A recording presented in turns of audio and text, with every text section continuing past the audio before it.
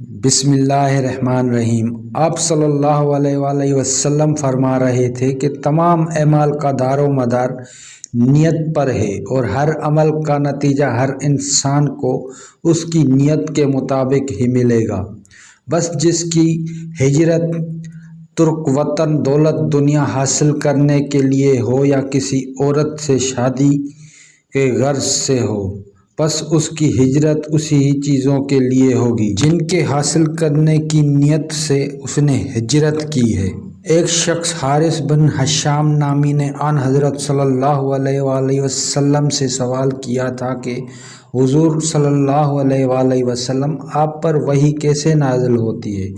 آپ صلی اللہ علیہ وآلہ وسلم نے فرمایا کہ وحی نازل ہوتے وقت کبھی مجھ کو گھنٹی کی سی آواز محسوس ہوتی ہے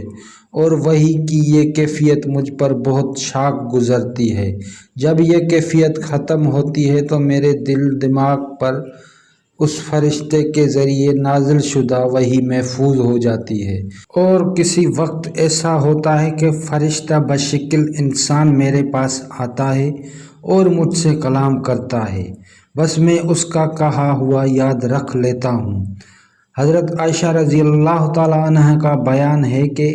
میں نے سخت کڑاکے کی سردی میں آن حضرت صلی اللہ علیہ وآلہ وسلم کو دیکھا ہے کہ